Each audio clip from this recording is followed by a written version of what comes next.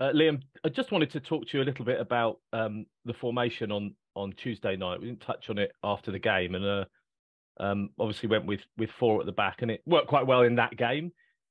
I just wonder if is it something that you would consider. I know that at the beginning of the season there was a dabble with that formation. Is it something you want to do? Is it something you think may change the fortunes of the team? Talk us through the 4-2-3-1 formation. I think it was one of those. We looked at it in terms of personnel that we felt needed to play on Tuesday, and it, the system of a back four suited it on Tuesday in terms of, Dan obviously had missed the previous game, suspended. Daniel Oyegoki we felt needed a game.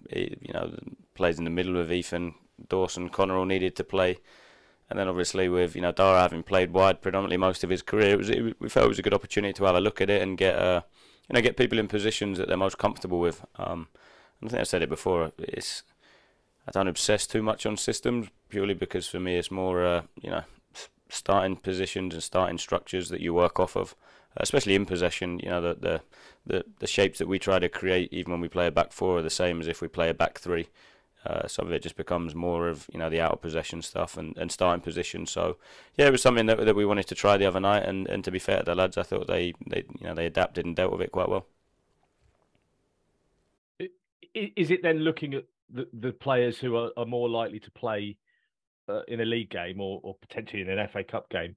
It doesn't quite work. It's a better the three at the back's a better system.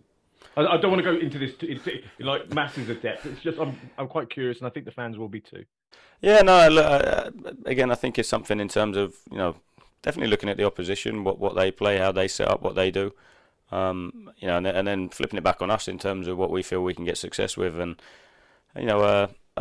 I think when you look at it, it's about trying to find balance of stopping the opposition and then shifting it back in terms of how we can control games. And we've not probably been in a place to change it numerous times throughout the year, but with the cup competition, we felt it was a good opportunity to be able to do that. And it's something that I'm not saying we won't do it again in the future, play a back four, but again, I think it's something that what we have to do is give the lads a level, especially where we've been at a level of consistency, so it didn't feel right to keep changing system.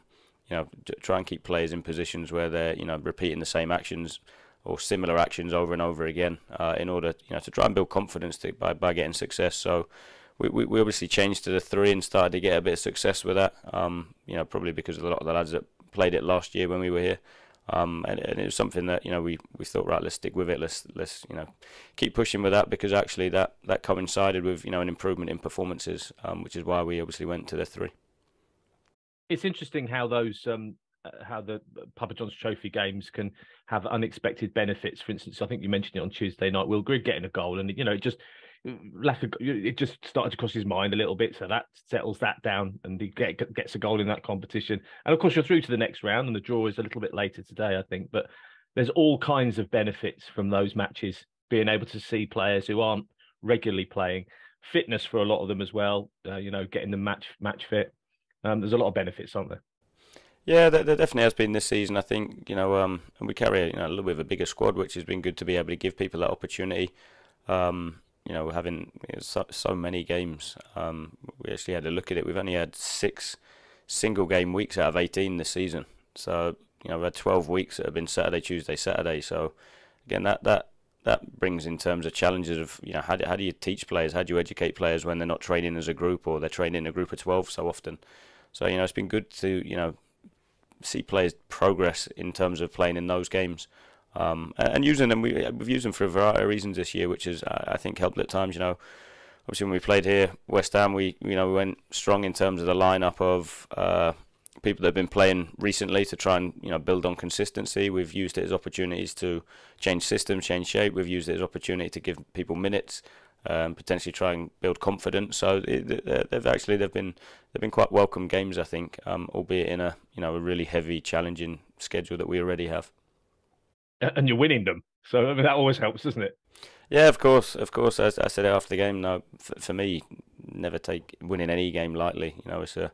Should feel privileged to win and understand the attitude, the behaviours, the discipline you have to show to do that, and the quality. I think that was ultimately why we won the game the other night. The quality we had. So yeah, of course, trying to take that momentum and build on that momentum is a really important thing.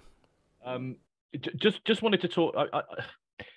Obviously, the distraction at the moment has been the Papa John's Trophy, and now it's the FA Cup, and we'll come on to the game against Portsmouth. But is what's going on in the league at the moment hanging over you a bit, Liam? No, well, hey, look, of course, I don't want to be in the position we're in. Neither do the players. Nobody does. But yeah, for me, I have to do my best for the players, and that's ultimately give them all my energy in terms of getting them ready for the next game coming up. I think if I spend too much time stressing about it or feeling down about it or getting angry about it, that feeds off on the players and takes their attention and my attention away from what's important, which is the next league game. What we do quite well, I think, is we rotate the staff in terms of preparation work for the next opposition. So, I know Wrighty's doing the work at the minute for Portsmouth, which we've been through, and I know Hoggy's now already working on Burton. So we work like that anyway. So we try to get ahead of the game in terms of the preparation. So it allows me having a good group of staff like that with the analysts as well, with Disco and with Sean. Similar, it allows me to then really concentrate in the game, knowing that a lot of the preparation and the filtering of work that we need to be doing is already ahead of where it needs to be, so that when it comes to the league game, we're ready to go. Can you give us any indication of what kind of side you're going to start in the FA Cup? No. Obviously, it's interesting though, isn't it? Because you've got a lot to consider at the moment. You obviously, those league games, you don't want, you want fresh players going into that first home game against Burton, but there's also the possibility of getting to the next round of a competition that could draw some serious money for the club and give the fans a big away day. There's lots to consider, isn't there? Yeah, no, definitely. The team that I pick for Saturday will be the strongest one that I think can help us win the game. I think that's the important bit. I don't, we made changes the other night, but I don't, I still went into it picking a team that I knew was more than capable of winning the game, and I think that doesn't change this weekend. We go into it with same level of preparation, same level of detail, and for me, the same application of picking a team that I think can go there and compete to win the game. So that won't change. We'll be going there, with a strong side to win. Just had a little chat with Connor Grant, and he's an interesting player. There are moments on the pitch that he does things that are really good, some really good moments. I suppose what you'll want from him is a bit more consistency in his actions, a bit more of consistency on what he's good at. Yeah, no, look, we know Connor's qualities. That's why we brought him here. And everybody can see that he's got some terrific attributes when you look at how he receives the ball, and the positions he takes up. The way he can create things, high up the pitch is, his feel on the ball is excellent. Then like you said, I think it is around consistency. It's a ruthless league, it's a physical league, and it's elements of that, and bringing a level of intensity over and over again, which that's the challenge when you look at not all of the games, unfortunately, play in a style that we want. So when you're competing for second balls, or when you're having to scrap and land on things and be a little more physical, they're the bits that we're working on with him. And to be fair to Connor, he's working at it, and he's pushing himself hard in the gym, and it's something that we've got to keep working to do, and I'm sure it will turn. Portsmouth are kind of draw specialists at the moment. They've drawn a lot of games recently, but in all competitions, just one defeat in 11. They're on the verge of getting into the playoffs. It's going to be a really difficult ask on Saturday, isn't it?